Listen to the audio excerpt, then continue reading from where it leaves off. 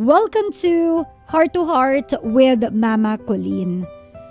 Kawinner, kung paiba-iba ang ama ng iyong mga anak, sino nga ba talaga ang may problema? Yung mga ama ng mga bata o ikaw?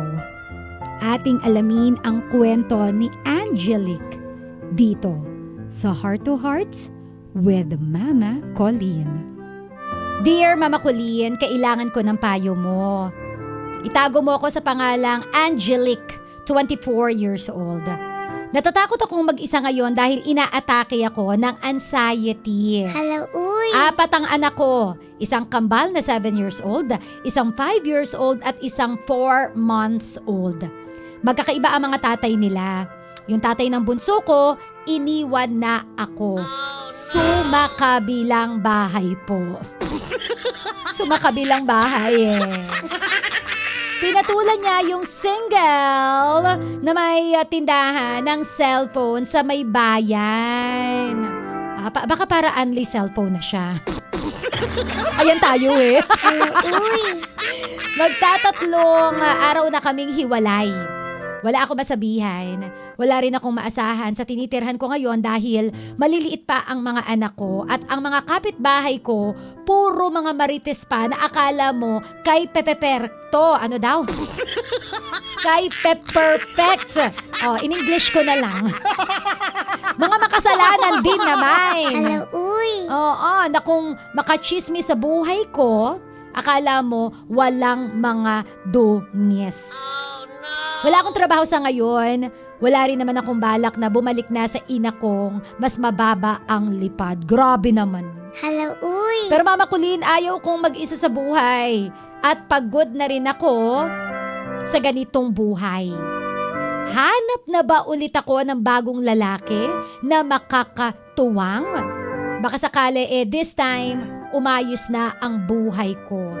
Huwag mo sana akong husgahan, Mama Colleen. Gulong-gulo lang ang isipan ko ngayon. Muli, ako si Angelique at ito ang aking Heart to Heart with Mama Colleen.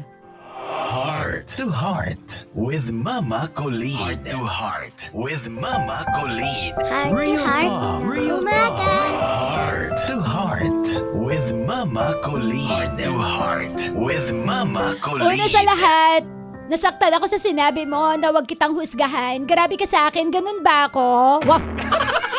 Wow! Hello, uy! Aray! Di naman masakit. Trompalin kita dyan Charing! Grabe ka sa akin. Wag kitang husgahan. Ako nga hinusgahan mo. Nahuhusgahan kita. Charot lang. Anyway, baka gulong-gulo lang yung isipan ni Angelique. Kaya ganito na yung mga niya, yung letter niya. Hayaan na natin. But anyway, una sa lahat, diretsuhin na kita, no? Yung tanong mo, nahanap ka ba ulit ng bagong lalaki na makakatuwang? No, it's a no for me. It's a big no for me. Kasi baka mamaya, ang madampot mo na naman, grabe sa madampot, diba?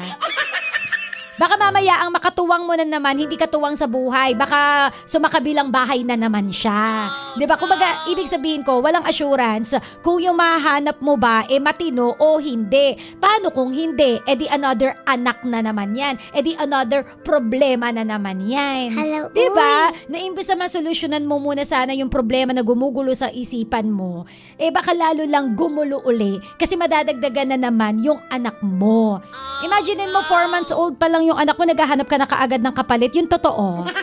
Ano ba yan? Nakakasama ba talaga habang buhay ang hanap mo o someone na gusto mong sumalo para may magsusustento sa mga bata? Yung totoo. Real talk na tayo dito, ha? Diba? So, Angelique, therefore I conclude, wow! Science. Experiment. Ay, yun na nga. Tama na yung pag-experiment. This time, kailangan mong maging mas matalino sa paggawa ng desisyon. Kasi ang desisyon na yan, hindi na lang para sa sarili mo, kundi kadamay na pati yung mga bata dito.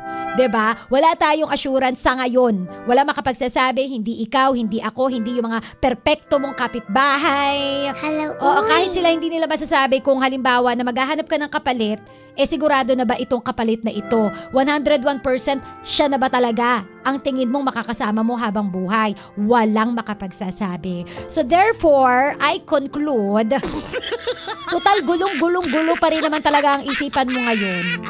Ayusin mo na lang muna yung isipan mo. Kumbaga sa computer, i-shutdown mo muna or i-restart mo muna para mawala yung mga lag sa buhay mo. Hindi solusyon yung paghahanap ng iba. Hindi yan agad dapat ang iniisip mo. Ang dapat mong isipin, number 1, ayusin ang magulong isipan. Number 2, patunayan sa mga chismosang kapitbahay na bang perfect. Oo, na kaya mo kahit walang lalaki sa buhay mo. Ang tanong, kaya mo nga ba? Baka kaya ka naghahanap ng iba kasi nga di mo nga kaya. O, diba? Hindi kaya mo yan. Naniniwala ako na kaya mo yan. Pangatlo, sabi mo nga wala kang trabaho, di maghanap ka ng trabaho. Alam mo, hindi naman trabaho lang sa labas ang available. Sa panahon ngayon, pwede ka nang kumita at the comfort of your home. 'Di ba? Oo, kaya mo 'yan. Medyo challenging, nakakabuang sa una. Grabe ang challenge na pagdadaanan mo, lalo't maliliit pa yung mga bata, 'di ba? So, wala eh. Hindi kasi ako, hindi ko nakikita na solusyon yung hahanap ka agad ng ibang lalaki eh. Bagkus nakikita ko yan na another bato na ipupukpok mo sa ulo mo na baka mamaya imbis na maayos, lalo pang gumulo. Diba? Ngayon, kung kailangan mo talaga ng tulong, oo, bumalik ka na lang sa ina mo. Sa danay mo. Diba? Wag na yung parang mas mababa pa ang lipad. Kailangan mo siya ngayon eh. 'Di ba? Hindi mo kailangan makipagtaasan ng ihi sa nanay mo ngayon eh. Kailangan mo siya para makabangon. Tapos sa pagbangon na yan, sige, idamay mo yung nanay mo na sinasabi mong mas mababa ang lipad sa'yo. 'Di ba? Kailangan mo siya, kailangan mo ng extra arm. Yun ang katotohanan doon. Alright? So, yun lang yung Angelic ang masasabi ko. Oo, yun na yung sagot ko sa tanong mo. Hindi solusyon ang paghahanap ng bagong lalaki. Again, 4 months old pa lang yung anak mo, ipahinga mo naman yung anes mo. Oo, wag mo naman na sanang isuko na naman yung bataan mo sa iba. Oo, tapos another anak na naman, manganganak na naman ng problema. Please, ikandado mo yung anes mo, ha? Please lang. Oo, ayusin mo muna yung buhay mo. Oo, hindi solusyon yung magpapapasok ka na naman, welcome to my house! Diba? Hindi natin sure yan eh. Unless mayaman yung mapapapasok mo. Yung talagang bubuhayin kayo ng buong pamilya, go! Pero kung alam mo na sakit lang ng ulo, kumalma ka muna dyan, ha? O, kalmahan mo muna. Gulong-gulo ang isipan, ayusin mo muna. I-redirect ang buhay sa tamang landas. I-redirect ang isipan sa tamang landas. Mag-reboot ka muna. Tsaka na yung mga love na yan. Alright? Kung naghanap ka ng unconditional love, yung mga anak mo, kaya nilang ibigay yun. Oo. Alright? So, yun lang ang mema ng Mama ng Bayan. Para sa'yo, Angelic ng Cavite. Last na talaga. Hoy, wag ka masyado mamadali. 24 ka pa lang. Oo. Marami pang pwedeng mangyari sa buhay mo. Tsaka ka na humanap na makakasama habang buhay. Sa ngayon, 24, gamitin mo ang pagkabata mo para makahanap ng better job para sa mga anak mo. Real talk. Real talk. Heart to heart with Mama Colleen. At yan ka-winner ang storya natin dito sa Heart to Heart with the Mama Colleen. Meron ka bang mema? I-comment mo na yan sa ibaba para mabasa ng letter sender natin kung ano nga ba ang mema mo sa kaniyang pinagdadaanan. Kung meron ka rin pinagdadaanan ka-winner, feel free na ipadala ang kwento mo. Pwede nating itago ang pagkatao mo. Again, i-message mo lang ako sa DJ Mama Colleen on FB.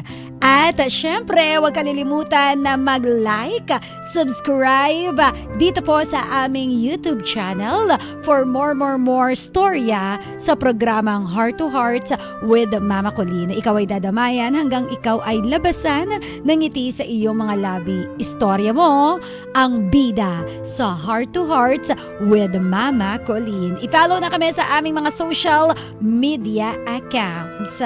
Until next story dito sa Heart to Heart with Mama Colleen. Heart.